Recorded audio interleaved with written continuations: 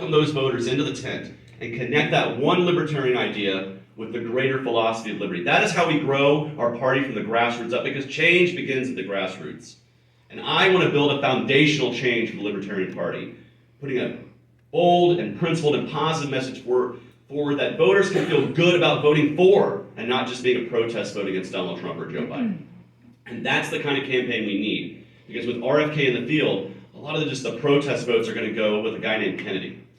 And I just want to remind people, if you're looking for an outside the establishment person, somebody who's going to take it to the government and take no prisoners, don't rely on somebody with the last name Kennedy.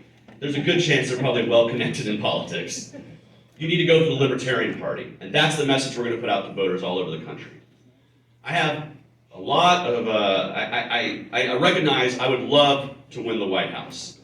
Because if I did, I could take the oath of office, go right into a microphone like this, and pardon Ross Ulbricht, Julian Assange, Edward Snowden, and Leonard Peltier immediately, and start pardoning everybody who's currently in jail and federal prison for a non-violent victimless crime. But short of that victory, we have to think about what wins can we get as a party. Because I want to get wins in this party. Do you want to win, ladies and gentlemen? Yeah. Absolutely. Well, there are wins we can have in this election short of winning the White House. I have 4 metrics of victory. My campaign is going to look at this to measure how well we do. How many states can we win or retain ballot access so that we can make it easier for libertarians to get on the ballot all over the country? How many states can we earn major party status like the Libertarian Party of Iowa has, that gives them enhanced media attention and got me the opportunity to be on stage at the Iowa State Fair, on stage with Republicans and Democrats at their forum, and I'm the first candidate for president who's not a Republican or a Democrat ever to be able to do that. That's a testament to the work of this campaign. But we can win major party status in states all over the country to do that. How many winnable libertarian races can we identify? Get out there, pound the pavement, put the media attention on them, and push them across the finish line of victory so we elect hundreds, if not thousands, of libertarians. And the last metric to victory is the most important one for me. I want to double our party's membership, which is something we pretty much do every presidential campaign. But here's the important part. My job does not end in November 2024. I'm committing right here and now that if I'm our party's nominee, not only will I do the work of doubling our membership, but I will stay involved in the party, working to cultivate those members, help them affiliate places where they're not affiliated, get them involved in their local libertarian party so that we have twice as many members in 2028 for our presidential candidate, twice as many donors, twice as many door knockers, twice as many organizers. Have any of you ever felt burnt out working with a party? Raise your hand. How much better would it be if we had twice as many hands on deck? That's the kind of foundation we can build in this election if we run a principled and strategically in a strategic campaign.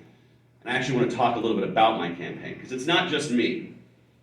I want to talk about the folks that helped build this campaign. I have over 300 volunteers right now. I can announce today that I have donors in all 50 states because I've been traveling across the country speaking that message of liberty. This is kind of the organizational framework that can allow us to break through the static. I just participated yesterday in the free and equal debates. And the reason I got on stage is because I got the votes to get on stage. Now, on the last day of voting, you had to be in the top 6, top 7 if you're RFK, but top 6 to get an invite. And on the last day, I was in 8th place. And I said, oh, this is not going to work. And so we started emailing and we sent out a text banking. We sent 40,000 texts, my team. And in doing so, we got ourselves up into 4th place and earned ourselves a spot to be able to speak the libertarian message loud and clear to hundreds of thousands of people who are going to be watching this debate. Now, we can talk about socialism. I was on stage with socialists last night. People who wanted to seize companies, who wanted to dissolve the United States Senate, who wanted to steal land and give it to the indigenous people to then rent back, but then there's no rent because no one's going to pay rent. All this fantasy stuff. And what I presented was a clear message of freedom, free markets, and what we can do if we harness the potential of each and every individual. I believe that's the kind of messenger we need in 2024. Someone who's going to speak loud and clear against the warfare state, against the welfare state, and against the abusive and intrusive government that invades each and every one of our lives. Because here's the truth. If you're living your life in peace, you're not committing force, fraud, coercion, theft, or violence. Your life is your life, your body is your body, your business is your business, and your property is your property, not the government's. That's the kind of message that will resonate. I encourage you to join my team. Go to votechaseoliver.com right now, and you can join us as a volunteer, add to the hundreds that are already doing so. You can join our donor network to keep pushing this right through convention and beyond.